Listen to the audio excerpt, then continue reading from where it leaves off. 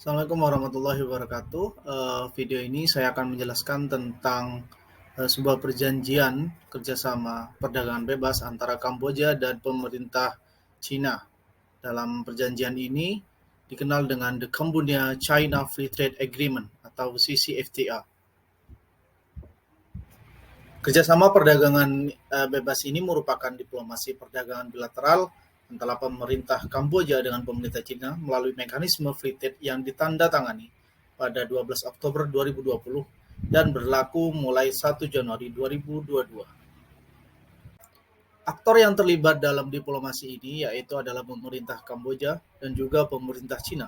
Pemerintah Kamboja dipimpin langsung oleh Perdana Menteri Hun Sen dan pemerintah Cina dipimpin oleh Xi Jinping melalui Rasiat Negara yaitu Menteri Luar Negeri Cina yaitu Wang Yi.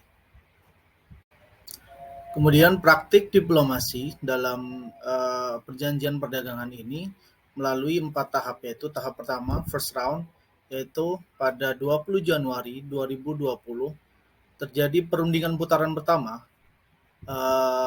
free trade antara China dan Kamboja diadakan di Beijing. Kemudian asisten Menteri Perdagangan Ren Hongbin dan Menteri Perdagangan Kamboja Sok Sopi bersama-sama menghadiri acara pembukaan dan mengumumkan peluncuran resmi negosiasi free trade China dan Kamboja. Kemudian second round yaitu pada 9 April 2020 perundingan putaran kedua free trade China dan Kamboja dilakukan melalui video jarak jauh. Kemudian third round dilakukan pada 20 Juli 2020, Menteri Perdagangan China Zhong San dan Menteri Perdagangan Kamboja Pan Sorosa bersama-sama mengumumkan kesimpulan dari negosiasi free trade China dan Kamboja.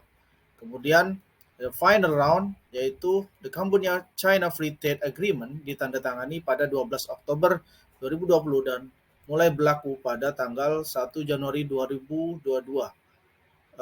Melalui mekanisme yang panjang, free trade ini disepakati dan akan dilaksanakan pada awal tahun 2022. Tujuan dan target dalam diplomasi ini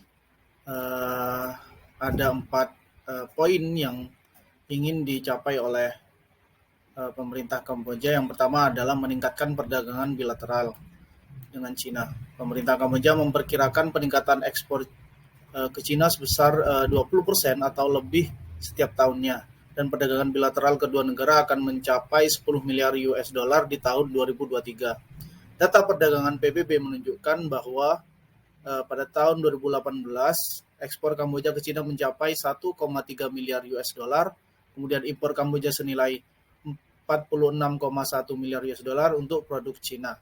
Nah, ini akan mencoba dinaikkan dengan kapasitas yang dimiliki oleh kedua negara. Kemudian tujuan yang kedua yaitu adalah meningkatkan perdagangan di sektor jasa. Nah, dalam perdagangan di sektor jasa ini, pemerintah Kamboja dan Cina ingin kerjasama dalam sektor jasa menjadi meningkat dengan adanya perjanjian ini. Kemudian tujuan yang kedua yaitu meningkatnya investasi.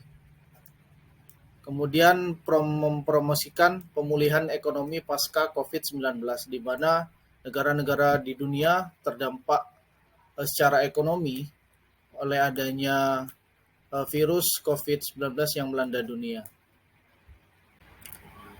Menurut pengaturan perjanjian, lebih dari 90% dari jalur tarif dalam perdagangan barang untuk kedua belah pihak akan menikmati tarif nol, dan komitmen pasar jasa juga merupakan tingkat tertinggi di antara keduanya. Janjian masing-masing pihak dengan mitra perdagangan bebas mereka pada saat yang sama, kedua belah pihak akan memperkuat kerjasama dalam bidang investasi dan melakukan kerjasama yang terbangun dalam mekanisme BRI atau Belt and Road Initiative, kemudian e-commerce, teknologi, ekonomi, dan lain-lain. Kemudian menurut sebuah laporan dari Kementerian Perdagangan,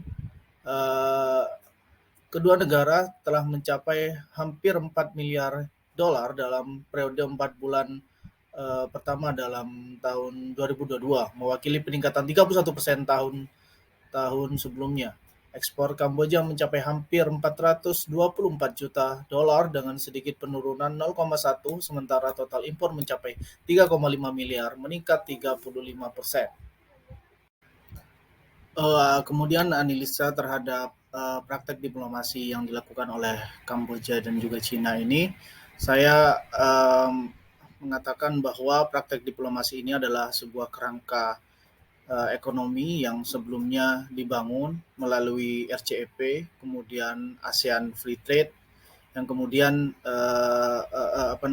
mengerucut menjadi Free Trade Agreement antara Kamboja dan Cina melalui mekanisme perjanjian perdagangan ini. Selanjutnya, perjanjian perdagangan ini tentu juga memiliki kekhawatiran dikarenakan beberapa negara ASEAN juga mengomentari masalah keamanan yang menjadi concern utama di ASEAN, yaitu menyangkut Laut Cina Selatan, di mana dikabarkan melalui media mainstream bahwa Cina juga melakukan kerjasama untuk pembangunan pangkalan militer di Kamboja, sehingga ini bisa mengkhawatirkan keamanan yang terjadi di Laut Cina Selatan.